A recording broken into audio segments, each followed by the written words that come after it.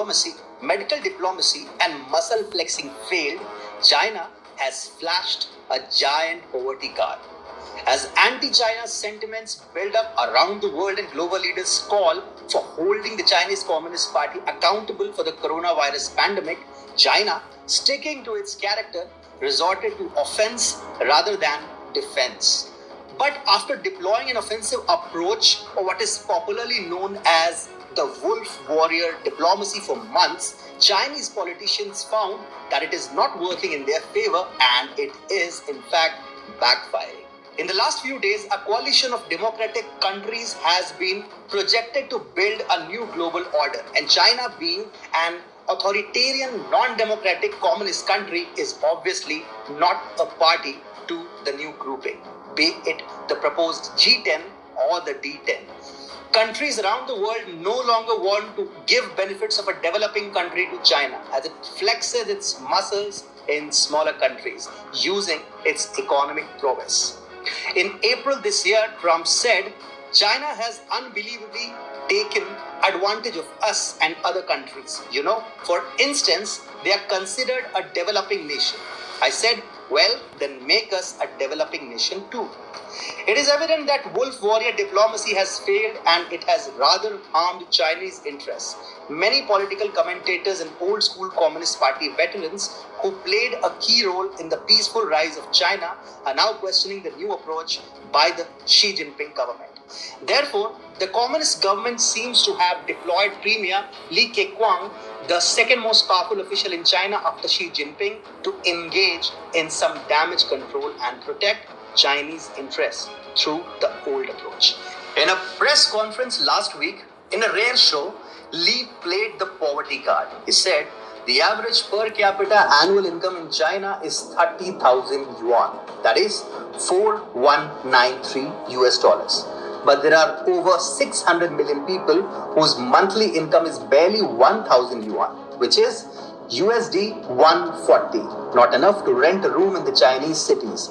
This is around 40% of China's entire population. According to Li, 5 million Chinese people were living in poverty before coronavirus struck the country and ravaged the Chinese economy, which has now registered a contraction of 6.8% in the first quarter, sending millions more into poverty. So in a rare departure from China's economic muscle flexing against nations like Australia, the Chinese premier now seems to seek concessions of a developing country by marketing the poorer side of China. Li was deployed by the communist government because if the statement would come from the mighty Xi Jinping, the leader whom the Chinese tried to project larger than life would have looked weak.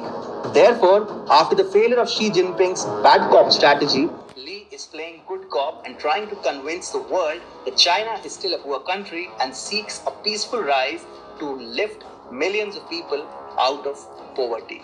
China is not a poor country per se, but given the very high income equality, millions of Chinese people do live in poverty.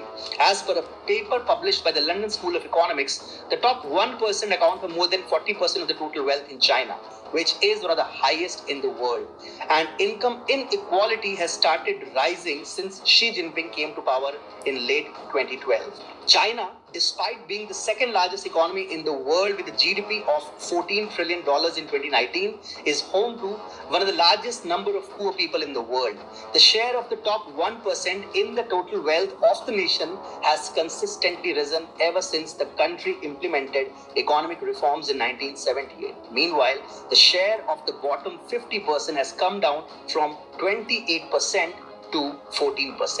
If China is isolated at the global stage, the country will lose out on export of goods and services across the world. China's growth story has been centered around exports, and hence China fears isolation from the global community as it would result in a collapse of its export-led economy. Therefore, Premier Li is now playing the poverty card to control the damage caused by China's wolf warrior diplomacy and its Chinese aggression, be it in the South China Sea or at the border with India. The offensive defense approach was a radical departure from the traditional Chinese foreign policy, which followed the principle of hide your strength, bide your time, outlined by the father of modern capitalist China, Deng Xiaoping. For decades, China projected its peaceful rise and sought concessions of a developing nation from world, while also maintaining a highly opaque, authoritarian regime. As the country was a peaceful rise, Western politicians and political theorists were fooled by the idea that the sleeping giant will never wake up. Given the failure of Xi Jinping's approach to reap any positive results at the global stage, it seems that China wants to go back to Deng's hide your strength philosophy.